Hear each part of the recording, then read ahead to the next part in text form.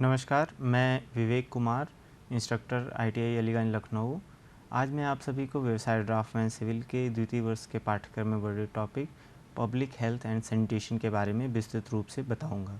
यह पूरा पाठ हम 3 हिस्सों में कवर करेंगे। पहले भाग में हम थोड़ा परिचय करेंगे सैनिटेशन से, उसके बाद हम जानेंगे अलग अलग जॉइंट्स के बारे में, अलग अलग तरीके के पाइप्स के बारे में। जब हम दूसरे भाग में आएंगे तो वहाँ पर हम चर्चा करेंगे कि सैनिटेशन और हाउस प्लम्बिंग में क्या कनेक्शंस है, क्या रिश्ते हैं, और उसके साथ ही साथ हम जानेंगे अलग अलग प्लम्बिंग सिस्टम्स के बारे में। और तीसरे भाग में हम ये समझने का प्रयास करेंगे कि सुएज ट्रीटमेंट या वाटर ट्रीटमेंट किस तरह किया जाता है। तो आइए हम अपने पहले भाग के साथ शुरुआत करते हैं और जानने का प्रयास करते हैं कि पब्लिक हेल्थ एंड सैनिटेशन से हम क्या समझते हैं। देखिए, जब हम यहाँ पर बात कर रहे होंगे पब्लिक हेल्थ एंड सैनिटेशन से, तो हम कहीं ना कहीं आपके घरों तक सप्लाई होने वाले जल यानी कि पानी की बात कर रहे होंगे। फिर उसके बाद आपके द्वारा इस्तेमाल करे जाने के बाद उस पानी को जो गंदा हो चुका है उसको किस प्रकार हम नज़दीक की नदी तक सुरक्षित रूप से निस्तारित कर सकें, उसके बारे में चर्चा कर रहे होंगे। यहाँ पर समझने की आवश्यकता है कि स्वच्छ जल तो हमें हमेशा ही आवश्यक है, हमारे लिए ज़रूरी है। मसलन हम पानी का इस्तेमाल पीने के लिए करते हैं, क्लीनिंग के लिए करते हैं, खाना बनाने के लिए करते हैं। उसके साथ ही साथ हम पेड़ पौधों के लिए इस्तेमाल करते हैं, आग लगने के समय पे हम अग्निशमन के लिए भी इस्तेमाल करते हैं पानी। इस तरीके से अलग अलग, अगर हमने कोई जानवर पाल रखा है, पशु पक्षी हैं, उनके लिए पानी की आवश्यकता है जो हमने पाल रखे हैं। कपड़े धुलने के लिए ज़रूरी है।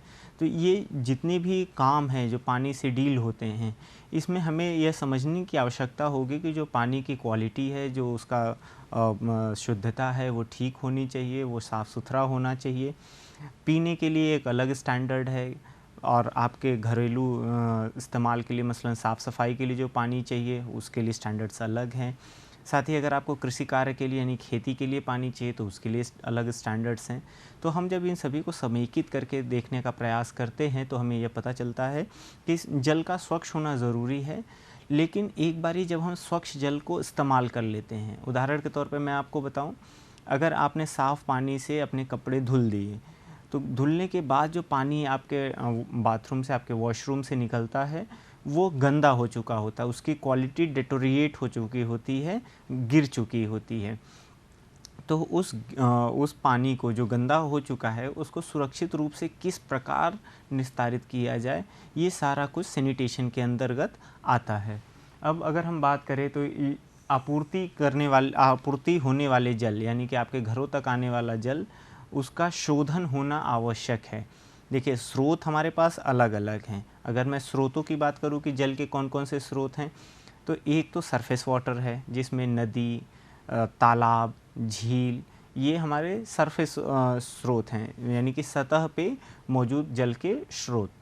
दूसरा ये है अंडरग्राउंड वाटर्स, मतलब ज़मीन के नीचे से हम ट्यूबवेल लगा करके या सबमर्सिबल पंप लगा करके जो पानी निकालते हैं उसको सब सरफेस या कह सकते हैं अंडरग्राउंड वाटर्स कहते हैं। इसके अलावा एक और तरीका है हमारे पास हमारे पास पानी उपलब्ध होने का, वो है प्रेसिपिटेशन, यानी कि आसमान से पानी का नीचे आना। वो कई फॉर्म में आता है, वो बर्फ़ के रूप में आ सकता है, वो बारिश के रूप में आ सकता है। तो एक बारी जब वो बारिश का पानी सतह को छू लेता है तो फिर से उसमें वो प्रदूषित हो जाता है, उसमें कुछ खामियां आ जाती है, उसकी क्वालिटी डिटोरिएट हो जाती है, गिर जाती है। तो ऐसे स्थिति में ये जो तीनों स्रोतों की बात हमने किया, रेन वाटर या प्रेसिपिटेशन, सब सरफेस वाटर यानी कि ज़मीन के अंदर का पानी, सरफेस वाटर यानी सतह पर उपलब्ध पानी, इन तीनों को ही जब हम किसी घर में या किसी कॉलोनी में, किसी सोसाइटी में पीने के लिए सप्लाई करते हैं, आपूर्ति करते हैं, तो इससे पहले उनका शोधन करना ज़्यादा आवश्यक है। शोधन से मेरा तात्पर्य ये है कि उनका पहले जांच किया जाएगा कि इसमें यह पीने योग्य है, सारे पैरामीटर्स इसमें ये फुलफ़िल कर रहा है या नहीं। अगर नहीं कर रहा होगा तो उसकी आवश्यकता के अनुसार हम उसकी साफ़ सफाई करेंगे, उसमें डिसइंफेक्टेंट्स डालेंगे, यानी कि जो जीवाणु हैं उनको मारने का भी प्रयास करेंगे। तो ये कुल मिलाकर के मैं जो आपसे कहना चाहता हूँ कि कोई भी जल जो आपके घरों तक आपूर्ति की जाती है उसका शोधन होना बहुत ही आवश्यक है। ऐसा इसलिए है क्योंकि स्रोत पर ज़रूरी नहीं कि वह पानी स्वच्छ हो, पीने योग्य हो। आगे बढ़ते हैं, अगर हम देखते हैं कि आपूर्ति के जो संसाधन हैं हमारे पास, उनका चुनाव करना बहुत ही आवश्यक है, सही चुनाव आवश्यक है। क्यों आवश्यक है? सबसे पहले तो जितनी मात्रा पानी की आवश्यक है किसी कॉलोनी, सोसाइटी या किसी घर तक, उतना पानी बिना किसी समस्या के, बिना किसी अवरोध के वहाँ तक उपलब्ध कराया जा सके। दूसरा ये है कि जब हम स्वच्छ जल सप्लाई करते हैं, आपूर्ति करने का प्रयास करते हैं, तो ऐसा न हो कि रास्ते में, यानी कि आपूर्ति करते समय ही उसमें कुछ कंटामिनेशन हो जाए, कुछ उसमें प्रदूषित जल मिल जाए या कुछ और भी उसमें ऐसे तत्व मिल जाएं जिससे कि पानी की क्वालिटी फिर से गिर जाए, डिटोरिएट हो जाए। तो सही जो जलापूर्ति के संसाधन हैं उनका चुनाव करना बेहद आवश्यक है। ये सभी हम पब्लिक हेल्थ और सैनिटेशन के अंतर्गत देख रहे हैं। और आखिरी में क्या है कि घरों से, आपके कारखानों, कल कारखानों से, फैक्ट्री इंडस्ट्री से जो पानी इस्तेमाल के बाद निकलता है, मैंने पहले ही आपसे के साथ चर्चा कर लिया है कि उसकी क्वालिटी गिर चुकी होती है, वो पहले जैसा स्वच्छ नहीं रह जाता। तो अगर हम उस गंदे पानी को सीधे अगर हम नदी में डाल देते हैं तो क्या होगा, नदी का पानी खुद भी प्रदूषित हो जाएगा। आज हमारे समाज में, हमारे देश में ये बड़ी समस्या है कि जो हमारे पास नेचुरल वाटर सोर्सेज हैं, नदियां हैं, वो बहुत ज़्यादा प्रदूषित हो चुके हैं। यद्यपि सरकारें बहुत ज़्यादा प्रयास कर रही हैं उनको स्वच्छ करने की, साफ़ सुथरा करने की, लेकिन फिर भी हमें यह समझना होगा कि अगर हम कोई भी घर से निकलने वाला वेस्ट वाटर, यानी कि गंदा पानी, बिना किसी शोधन संयंत्र, यानी कि जो हमारा वाटर ट्रीटमेंट प्लांट है, सुएज ट्रीटमेंट प्लांट है, बिना वहाँ ले गए अगर हमने नदियों में डाल दिया, तो वो जो हमारे प्राकृतिक धारा है नदी की, उसको वो यह स्वाभाविक है कि उसको वो गंदा करेगा। इससे समस्या क्या उत्पन्न होगी, जलीय जीवन बहुत ज़्यादा प्रभावित होता है। मसलन नदी के अंदर अगर आपको मछलियां हैं, अगर आपके पास वहाँ पे उपलब्ध हैं, तो उन्हें सांस लेने तकलीफ़ होगी, उनका जीवन यापन नहीं हो पाएगा, वो मछलियां मर जाएंगी और भी जलीय जीवन प्रभावित होगा। उस पानी को अगर किसी तरह हम पीने के लिए सप्लाई करते हैं तो वहाँ पर भी जो वाटर ट्रीटमेंट प्लांट है उस पर जो लोड है वो बहुत ज़्यादा आएगा। यह मैंने 2 शब्द का इस्तेमाल किया, मैं उसको एक बारी परिभाषित करके फिर आगे बढ़ूँगा। आने वाले 3 सेगमेंट्स में अगर मैं वाटर ट्रीटमेंट प्लांट की बात करूँगा तो आपको यह समझना है कि हम ऐसे संयंत्र की बात कर रहे हैं जो पानी का शोधन कर रहा है पीने योग्य बनाने के लिए। दोबारा से दोहरा देते हैं, वाटर ट्रीटमेंट प्लांट का मतलब क्या है? ऐसा संयंत्र जहाँ पे पानी पीने योग्य बनाने के लिए उसका शोधन किया जा रहा है, ट्रीटमेंट किया जा रहा है। अगर मैं वेस्ट वाटर ट्रीटमेंट प्लांट की बात करूँगा तो आपको यह समझना होगा कि घरों से, कल कारखानों से निकलने वाले गंदे पानी को नदी की मुख्य धारा में डालने से पहले जो उसका शोधन किया जाता है, ट्रीटमेंट किया जाता है, उसको हम उस पूरे संयंत्र को हम वेस्ट वाटर ट्रीटमेंट प्लांट हम बोलते हैं। आगे बढ़ते हैं और जानने का प्रयास करते हैं कि कंटामिनेशन और पोल्यूशन में क्या अंतर है। जैसे प्रदूषित पानी है या दूषित पानी है, ये दोनों शब्दों को अगर हम समझें, यानी कंटामिनेशन और पोल्यूशन को अगर हम समझें, तो हमें यह देखने के लिए मिलेगा कि पोल्यूशन एक क्या है, एक वाइड शब्द है, बड़ा शब्द है, जिसके अंदर कंटामिनेशन भी है। मसलन आपने एक साफ़ ग्लास आरओ का पानी लिया, उसमें कुछ चॉक डाल दिया, और चॉक डालने से क्या होगा, वो उसमें धुंधलापन आ जाएगा, टर्बिडिटी बढ़ जाएगी। तो आप उसको देख करके अंदाज़ा लगा सकते हैं कि ये कैसा पानी है, ये प्रदूषित पानी है, स्वच्छ जल, साफ़ जल नहीं है। उसी में अगर हमने कुछ ऐसे बैक्टीरिया, वायरसेस से प्रभावित कोई चीज़ डाल दी और पानी में वो जो जीवाणु हैं वो पनप गए या उसके अंदर मौजूद हैं, तो उन्हें भी हम पोल्यूशन की श्रेणी में ही रखते हैं। लेकिन जब हम बात करते हैं हमारे कंटामिनेशन की, तो कंटामिनेशन में सिर्फ और सिर्फ हम उनको गिनते हैं जो पैथोजेंस, यानी कि जीवाणुओं की वजह से जो पानी की क्वालिटी गिरी है, उसको हम कंसीडर करते हैं कंटामिनेशन में। आप यहाँ पर कुछ बिंदु हैं उनको समझ सकते हैं। देखिए, ये क्या करता है, पोल्यूशन से वाटर अनफिट हो जाता है फॉर बेस्ट यूज़। मतलब एक बार जो प्रदूषित पानी है वो कुछ हद तक, हालांकि एक्सेप्टेबल नहीं है, इसको कोई रेकमेंड नहीं करेगा, लेकिन अगर आपके पास कोई विकल्प मौजूद नहीं है तो आप जो पोल्यूटेड पानी है, यानी कि जो देखने में आपको ख़राब लग रहा, उसको पी सकते हैं, बट अगर आपको यह पता हो कि यह कंटामिनेटेड वाटर है जिसमें हार्मफुल बैक्टीरिया पैथोजेंस मौजूद हैं, तो उन्हें कतई भी हमें पीने की ज़रूरत नहीं होनी चाहिए। हमें बिल्कुल भी उनको पीने का प्रयास नहीं करना चाहिए। वो अनरिलायबल हैं, उन पे भरोसा नहीं कर सकते। पोल्यूशन की वजह से पानी में क्या क्या उपलब्ध होता है और ये कैसे आपको पता चलते हैं? देखिए, ये आपके सेंसेस से पता चल जाते हैं। सेंसेस का मतलब क्या है? आँख से देखकर, नाक से सूंघकर, और जब आप उसको पीने का प्रयास करते हैं तो टंग यानी कि आपके जिह्वा से उसके स्वाद से पता चल जाता है कि पोल्यूटेड पानी है। लेकिन अगर आप कंटामिनेशन की बात करेंगे तो यह किसी भी सेंसेस से पकड़ में नहीं आएगा। ये आपको जब आपके स्वास्थ्य को ख़राब कर देगा। असल में अगर गर्मी के सीज़न में आपने गंदा पानी पी लिया तो आपको डायरिया, कॉलरा जैसी बीमारियां भी हो सकती हैं। तब आपको पता चलेगा कि ये कंटामिनेटेड वाटर था जिसमें पहले से सूक्ष्म जीवाणु मौजूद थे जिन्होंने पानी को ख़राब कर रखा था और पीने की वजह से वो हमारे शरीर को भी नुकसान पहुंचा रहे हैं। अब पोल्यूशन वाटर का कुछ उदाहरण, अगर हम सलाइन वाटर की बात करें, कोई ऐसा पानी जिसमें नमक है, जैसे समंदर का पानी खारा होता है, उसको कह सकते हैं एक लिमिट तक कि इसमें नमक की मात्रा ज़्यादा है, तो वो पानी हमारे लिए ठीक नहीं है क्योंकि वो स्वाद से भी पकड़ा जाएगा। उसके बाद टर्बिड वाटर, मतलब जिसमें कुछ ऐसी चीज़ें धूल मिट्टी मिली हों जो गंदा दिख रहा हो, मतलब क्लियर, अगर आप कांच के गिलास में देखें उसको तो क्लियर ना दिखे, तो वो टर्बिड वाटर की श्रेणी में आता है, वो पोल्यूटेड वाटर है। लेकिन यहाँ पर अगर जो कंटामिनेटेड वाटर्स होता है, इसमें पैथोजेंस की मौजूदगी होती है जो आपके शरीर के लिए बहुत ज़्यादा ही हार्मफुल होते हैं। अब बात करते हैं कुछ तकनीकी शब्दों का जिन्हें हम बार बार इस्तेमाल करेंगे, आपके रोज़मर्रा के जीवन में ये सुनने के लिए मिलते हैं। पहला है पोर्टेबल वाटर। पोर्टेबल वाटर का मतलब है पीने योग्य सुरक्षित जल। इसको आप बड़े सरल तरीके से समझ सकते हैं। पॉट मतलब घड़ा होता है, एबल ये समझने के लिए है कि ऐसा पानी जो आप घड़े में रखें। घड़े में कौन सा पानी रखते हैं आप? पीने योग्य पानी ही रखते हैं। तो अगर पोर्टेबल वाटर की बात करी जाए तो उसका मतलब ये होता है कि पीने योग्य स्वच्छ जल। यहाँ पर एक टर्म और आप लिख सकते हैं, समझ सकते हैं, पैलेटेबल वाटर भी एक टर्म होता है जिसका मतलब होता है कि वो पीने योग्य हो न हो, देखने में साफ़ सुथरा होना चाहिए, स्वच्छ होना चाहिए, क्लियर होना चाहिए। जैसे आप एक्वेरियम यानी कि जो फिशेस, मछलियों को रखने के लिए जो एक्वेरियम आप रखते हैं, या कोई फैंसी फाउंटेन आपने लगा रखा है, तो उसमें जो पानी होना चाहिए वो पैलेटेबल होना चाहिए, मतलब साफ़ होना चाहिए, देखने में वो अच्छा दिखना चाहिए।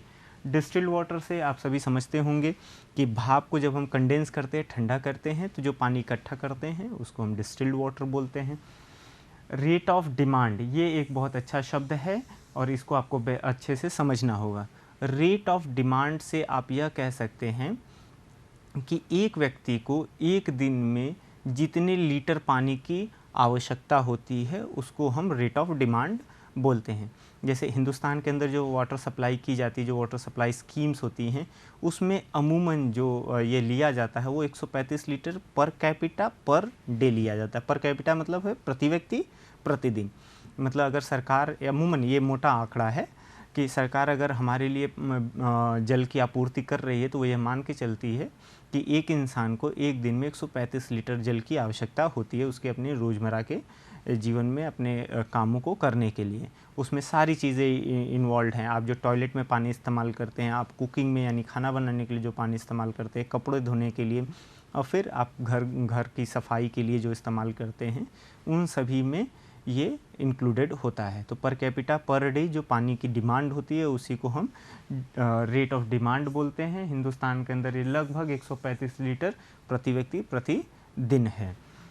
फायर डिमांड की अगर मैं बात करूं तो देखिए, अग्निशमन यानी कि अगर कहीं आग लग गई हो उसको बुझाने का सबसे सरल और आसान तरीका है कि उस पर जल का छिड़काव किया जाए। जितनी भी हाई राइज बिल्डिंगें हैं, मल्टी स्टोरी बिल्डिंगें हैं, वहाँ पे आज भी बहुत ज़्यादा इस्तेमाल होने वाला जो तरीका है अग्निशमन के लिए वो साफ़ पानी, मतलब पानी का ही छिड़काव ही होता है। तो इसके लिए भी सरकार एक आंकड़ा रखती है कि हमें फायर डिमांड यानी कि अग्निशमन के लिए कितना पानी की आपूर्ति करनी है। वो लगभग 1 लीटर प्रति व्यक्ति प्रतिदिन के हिसाब से वो आपूर्ति करती है सरकार। तो फायर डिमांड से आप समझ सकते हैं कि अग्निशमन के लिए जो जल की आवश्यकता होती है प्रति व्यक्ति प्रतिदिन, उसको हम फायर डिमांड बोलते हैं। हाउस प्लम्बिंग का मतलब ये है कि आपके घर के अंदर जो जलापूर्ति के लिए सामान लगे हुए हैं, मसलन आपके घर के दरवाजे तक तो जल निगम की या फिर जो वाटर बोर्ड की पाइप आ गई है, बट उसके बाद जो आप घर में उसको इस्तेमाल करने के लिए अलग अलग जगहों पे जो पाइप और उसके फिटिंग्स का इस्तेमाल करते हैं, वो सारा कुछ हाउस प्लम्बिंग में आता है। अब बात करते हैं सूअर की। देखिए सूअर एक जिसको हम मोटे तौर पे नाला बोलते हैं, जो घरों से निकलने वाला सूएज है उसको कलेक्ट करके और वेस्ट वाटर ट्रीटमेंट प्लांट जो होता है वहाँ तक ले जाने के लिए जिसका इस्तेमाल किया जाता है उसको हम सूअर बोलते हैं। अमूमन ये कई तरह के होते हैं, हम इसके बारे में आगे विस्तृत रूप से चर्चा करेंगे। बात कर लेते हैं सूएज का। सूएज में बहुत सारी ऐसी अनवांटेड चीज़ें होती हैं जो हमारे घर में आने वाले स्वच्छ जल के साथ मिल करके उसको प्रदूषित कर देते हैं। इसमें आपका सॉइल जो आपके वाटर क्लोजेट्स यानी कि मानव मल जो पानी में घुल जाता है उसको भी सूएज की श्रेणी में रखते हैं। उसके साथ ही आपके किचन से निकलने वाला पानी भी सूएज की श्रेणी में ही आएगा। बाथरूम से भी निकलने वाले पानी को, जो कपड़े धुल रहे हैं, आप नहा रहे हैं, उसको भी सूएज की श्रेणी में रखते हैं। मोटे तौर पे आप ये समझ सकते हैं कि इस्तेमाल के बाद भवनों से निकलने वाला गंदा पानी ही सूएज कहलाता है। अब ड्राई वेदर फ्लो की अगर मैं बात करूं तो मैं आपसे ये कह पाऊँगा कि गर्मी के सीज़न में जब बारिश बिल्कुल नहीं हो रही हो, उस दौरान जो नालों में बहाव होता है यानी कि जो पानी की मात्रा बहती है उसको हम ड्राई वेदर फ्लो बोलते हैं। अगला क्या है, wet weather flow. Wet weather flow में बारिश का पानी भी जुड़ जाता है। बारिश के समय में कुछ हमारे पास जो सूअर सिस्टम है उस पे एक्स्ट्रा लोड आता है, क्योंकि बारिश का पानी स्टॉर्म वाटर भी उसी के थ्रू होकर के बहता है। तो जब ये बारिश के सीज़न में जो हम किसी इंस्टेंट पे किसी मोड़ पर देखते हैं जो पानी की मात्रा है उसको हम वेट वेदर फ्लो की श्रेणी में रखते हैं। अब स्वच्छता, पानी को स्वच्छ रखने की ज़रूरत क्यों होती है, इस पे हम लोग चर्चा कर चुके हैं, इसको बिंदुवार समझ लेते हैं।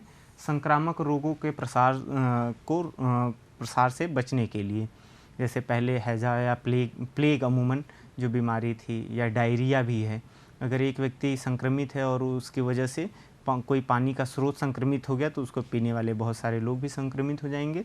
इसलिए हमें यह प्रयास करना चाहिए कि पानी स्वच्छ हो। मानव मल को निस्तारित करने के लिए मैंने आपको बताया कि जो हमारे टॉयलेट से, वाटर क्लोजेट से जो मानव मल निकलता है वो पानी में घुल करके वो सुरक्षित रूप से हमारे सूएज ट्रीटमेंट प्लांट तक पहुंच जाता है और फिर वो उसकी क्वालिटी को थोड़ा इम्प्रूव करके नदियों में उसको निस्तारित कर दिया जाता है। तो जल यहाँ पे भी ज़रूरी है, स्वच्छता का ज़रूरत है। जल जमाव आदि जल को रोकने के लिए स्वच्छता अगर हम रखेंगे तो जल जमाव नहीं होगा, जिससे कि मच्छर मक्खी और इनका जो संख्या में वृद्धि होती है अमूमन बारिश के सीज़न में, तो उसे रोका जा सकता है अगर हम जल जमाव को रोक पाते हैं स्वच्छता बरकरार रखते हुए। अब गंदे पानी को नदी की मुख्य धारा से मिलने से रोकने के लिए भी हमें स्वच्छता की ज़रूरत पड़ती है। ऐसा इसलिए है क्योंकि नदी में जो जलीय जीवन है वो प्रभावित न हो, क्योंकि वो भी हमारे इकोसिस्टम का, हमारे पर्यावरण का एक अभिन्न अंग है, तो उनका भी होना बहुत आवश्यक है। उनको नुकसान पहुंचाना बिल्कुल ठीक बात नहीं है। तो हम स्वच्छता के माध्यम से उस पानी को भी साफ़ सुथरा करके ही नदी की मुख्य धारा में डालते हैं, निस्तारित करते हैं। अब बात कर लेते हैं सूएज के प्रकार की। अगर मैं सूएज के प्रकार पे चर्चा करूँ तो पहला फ्रेश सूएज है, जो अभी अभी आपके घरों से निकल रहा होता है गंदा पानी, उसको फ्रेश सूएज बोलते हैं। क्रूड या रॉ सूएज, बिना साफ़ किया हुआ उपचार किया हुआ जो गंदा पानी है उसको हम क्रूड या रॉ सूएज बोलते हैं। रॉ सूएज से आप सिर्फ इतना समझ सकते हैं कि जो आपका गंदा पानी अलग अलग पाइपों से हो करके सूएज ट्रीटमेंट प्लांट तक अभी पहुंचा ही हुआ हो, मतलब अभी उसका उपचार शुरू न हुआ हो, उसको हम रॉ सूएज कहते हैं। सेप्टिक सूएज का मतलब ये है कि कहीं अगर हमारी सूअर लाइन चोक हो गई है, उसमें सूएज इकट्ठा हो गया है, तो वो समय के साथ उसमें एरोबिक एनारोबिक बैक्टीरिया पनपते हैं और वहाँ से बदबू आना शुरू हो जाती है और वो पानी सड़ा हुआ दिखने लगता है। तो ऐसे सूएज को हम सेप्टिक सूएज की श्रेणी में रखते हैं। डोमेस्टिक सूएज से आप समझ सकते हैं कि हमारे रिहायशी भवनों से निकलने वाला जो गंदा पानी है उसको हम डोमेस्टिक सूएज की श्रेणी में रखेंगे। कंबाइंड सूएज एक महत्वपूर्ण शब्द है कंबाइन सुएज में क्या होता है कि हमारे घर से निकलने वाले पानी और साथ ही साथ बारिश के सीज़न में भी जो पानी इकट्ठा होता है, स्टॉर्म वाटर, उन दोनों को जब हम इकट्ठा रखते हैं, इकट्ठा देखते हैं, तो उसको हम कंबाइन सुएज की श्रेणी में देख पाते हैं। अब क्लासिफिकेशन पे आ जाते हैं कि अलग अलग जो वर्गीकरण है सुअर का। सुअर मतलब वो पाइप सिस्टम जिसके माध्यम से हम सुएज को आपके घरों से सुरक्षित रूप से ले जाते हैं सुएज ट्रीटमेंट प्लांट तक या वेस्ट वाटर ट्रीटमेंट प्लांट तक, वो पूरा सुअर सिस्टम है, तो इन्हें समझने की ज़रूरत है। देखिए, सबसे पहले हाउस सुअर है। हाउस सुअर का मतलब ये है कि आपके घर के अंदर जो गंदे पानी को निकालने की व्यवस्था होती है, जो पाइप लगती है, उसको आप सिंपली हाउस सुअर कहते हैं। एक बारी जब आपके घर से निकलने वाली पाइप जा कर के कहीं ना कहीं मिलती होगी, वो कहाँ मिलेगी? आपके घर के समीप जो एक बड़ी पाइप पड़ी होगी जो आपके पड़ोसियों के घर से भी गंदे पानी को इकट्ठा करती होगी, उस पाइप को हम लेटरल बोलते हैं। यानी कि लेटरल कौन सा सुअर हो गया? ये ऐसा सुअर है जो अलग अलग घरों से सीधे गंदे पानी को इकट्ठा करता है, तो ये लेटरल है। अब डायमीटर की बात करें तो आपके घर में हो सकता है कि जो डायमीटर इस्तेमाल हो रही हो पाइप वो कम हो, लेकिन लेटरल की बात करेंगे तो इसका डायमीटर इससे ज़्यादा होगा।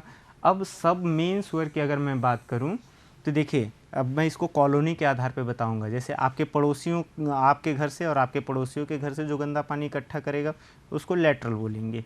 अब आपके गली का जो सुअर लाइन है वो जा कर के आपके गली के सामने जो एक मेन रोड होगी उससे मिलेगा, तो उस मेन रोड के नीचे जो सुअर लाइन पड़ी होती है, जो अलग अलग गलियों से गंदा पानी इकट्ठा करती है, जो अलग अलग लेटरल से गंदा पानी इकट्ठा करती है, उसको सब मेन सुअर की श्रेणी में हम रखते हैं।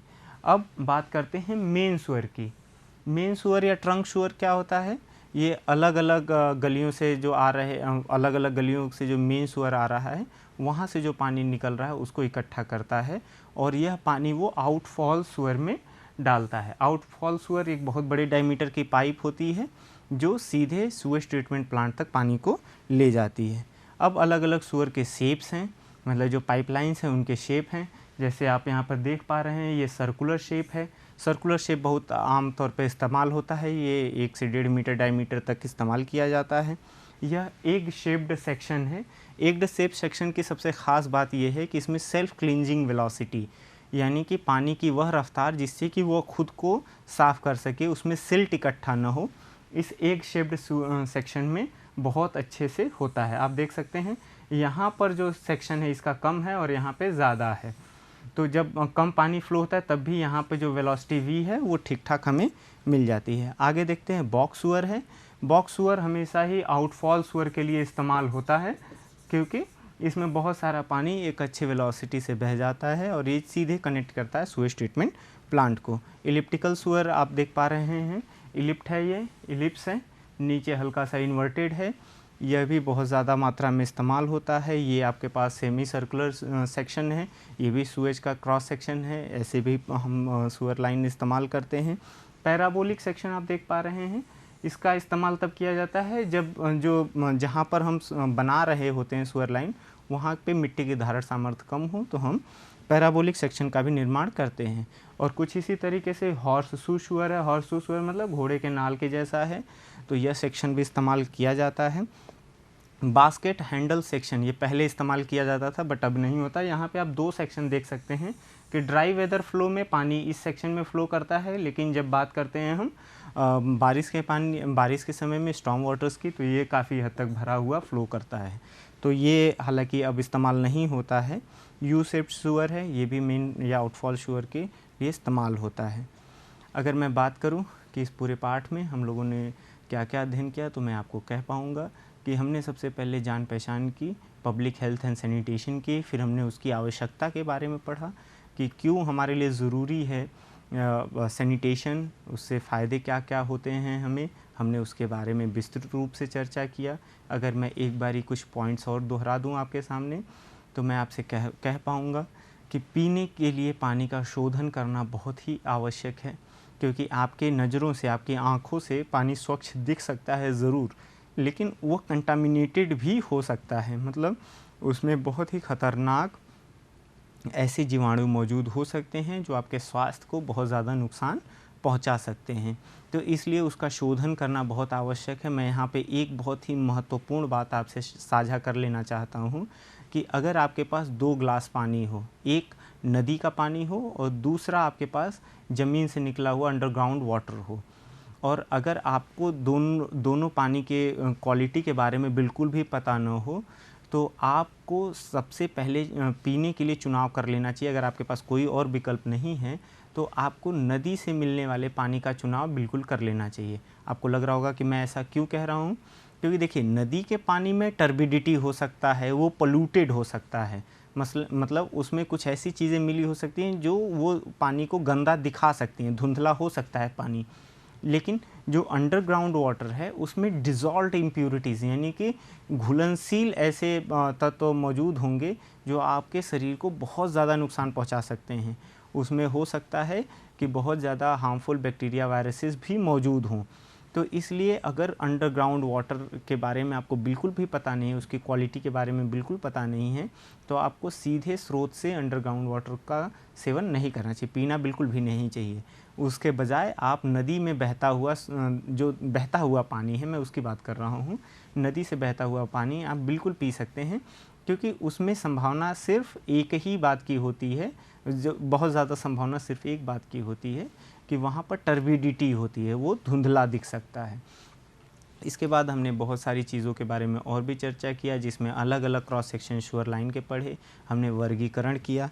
यह पाठ आपके सामने प्रस्तुत करने के लिए मैंने मदद ली है निमि द्वारा बनाई गई ई बुक्स का, जो ड्राफ्टमैन सिविल के लिए डिज़ाइन की गई है। साथ ही साथ मैंने वाटर सप्लाई इंजीनियरिंग की किताब जो एस के गर्ग साहब ने लिखी है, उससे कुछ रेफरेंसेस लिए हैं।